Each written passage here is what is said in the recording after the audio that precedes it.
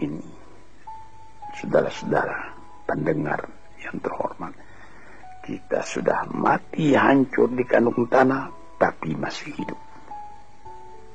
Ada orang yang berumur sampai 100 tahun misalnya, atau lebih sedikit, tidak pula banyak lebihnya itu. Belum saya mendengar berita di dunia ada orang yang berumur 200 tahun, tidak. Paling banyak ya 120, 130 tahun, itu pun sudah lemah.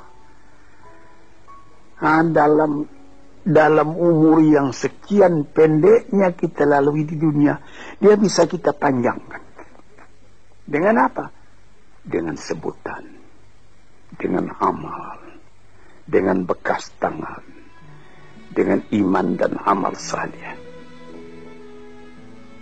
sesuai dengan apa yang disebut di dalam pantun Melayu, Pulau Pandan jauh di tengah, di balik pulau angsa dua, hancur badan di kandung tanah, budi yang baik terkenang jua. Ada juga satu syair daripada Syauqi Bai, penyair Arab Mesir yang terkenal.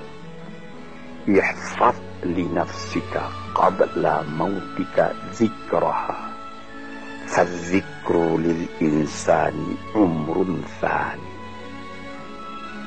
Sebelum engkau mati, peliharalah sebutan dirimu yang akan dikenang orang daripada dirimu. Karena kenangan atas ketika hidup yang dulu itu adalah umur yang kedua kali bagi manusia. Banyak orang yang setelah dimasukkan ke dalam kubur, masuk, sudah ditimbun kubur tadi, orang pun pulang ke rumah. Sebutan orang tadi keluar dari kuburnya. Tiap hari dia keluar. 1 tahun, 2 tahun, 10 tahun, 100 tahun. Malah ada yang beribu tahun. Nabi kita Muhammad sallallahu alaihi wasallam umurnya cuma 64 tahun. Tapi beliau sampai sekarang sudah 1400 tahun. Masih seperti kemarin saja hidup beliau itu menjadi sebutan siang malam. Nah, inilah maksudnya yang dikatakan orang yang sesudah mati dia hidup kembali lebih panjang umurnya. 64 tahun dibandingkan dengan 1400 tahun.